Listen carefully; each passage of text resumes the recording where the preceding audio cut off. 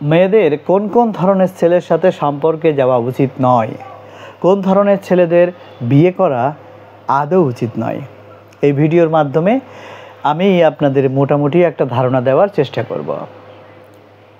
Time মতো ঘুমানো, খাওয়া দাওয়া করা, শাওয়ার নেওয়া, পাংচুয়ালিটি মেনটেন করা মানুষগুলোকে কম বেশি মেয়েরাই পছন্দ করে। কিন্তু এই ধরনের মানুষগুলোকে আমার কাছে কেন জানি একদম ভালো লাগে না। তাদের জীবনে নতুনত্ব বলতে কিছুই খুঁজে পাবেন না।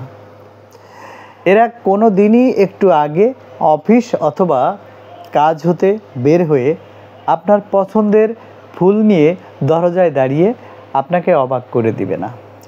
এই মানুষগুলো কখনোই কোনো এক সন্ধ্যায় হুট করে এই চলো তো আজকে তোমাকে নিয়ে রিকশায় ঘুরবো বলে আপনাকে কিন্তু চমকে দিবে না, কিংবা কোনো দিন হঠাৎ রান্নাঘরে এসে পিছন থেকে জড়িয়ে ধরেও বলবে না, ম্যাম লাগবে নাকি কোনো হেল্প? লাগলে বলতে পারেন, I am always available for you. মানে তাদের সাথে কখনোই মধ্যরাতে খোলা আকাশের নিচে ছাদের এক কোণে দাঁড়িয়ে চুপ করে তার বুকে মাথা রেখে তারাদের সৌন্দর্য উপভোগ করতে পারবেন না। প্রচণ্ড জ্বর, পেটে ব্যথা কিংবা মাথা ধরা নিয়ে যখন কাতরাবেন তখন তারা হয়তো একটা ট্যাবলেট এগিয়ে দিবে, কিন্তু কখনোই আপনার মাথাটা কোলে নিয়ে চুলে হাত বুলিয়ে দিবে না, সব ঠিক হয়ে যাবে এমন ভরসা দিবে না। না, পাংচুয়ালিটি মানে এই যে পাংচুয়ালিটি মেনটেন করে চলা মানুষগুলো আমার মানে একদম ভালো লাগে না। প্রেম কিংবা বিয়ের জন্য এই টাইপের মানুষগুলোকে আমার কাছে কখনোই মানানসই লাগে না।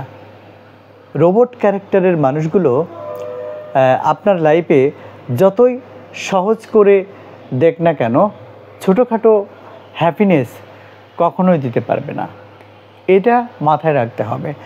কিছু মানুষ দেখবেন যে একদম নিয়মে বাঁধা, মানে হ্যাঁ বেশ সে একটা জব করে, আপনার জব ছেড়ে অফিস ছেড়ে বাসায় আসবে, বাসায় এসে তার পার্সোনাল কিছু কাজ করবে, আবার মানে তার সাথে আপনার কথা বলতে গেলেও অনুমতি নিতে হবে। হ্যাঁ, বা এটা করলে কেন, ওটা করলে কেন, এটা এখানে কেন, মানে এই যে হাজার হাজার প্রশ্নের বানে আপনাকে জর্জরিত করে ফেলবে।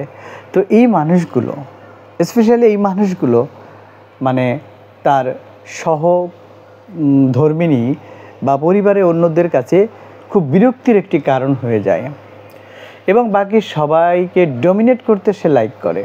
এই ধরনের মানুষগুলো আসলে যেটা মানে বাইরে একরকম ভেতরে আরেক রকম, তবু আপনাকে মানে অনেক ব্রেইন দিয়ে মেধা দিয়ে যাচাই বাছাই করে দেখতে হবে যে আসলে এই লোকটাকে আমি লাইফ পার্টনার হিসেবে কতটুকু সহ্য করতে পারবো। আপনার যদি প্রচুর সহ্য ক্ষমতা থাকে তাহলে আপনি পারবেন।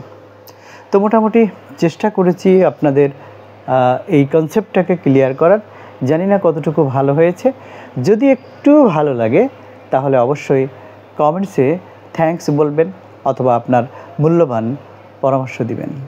আল্লাহ হাফেজ।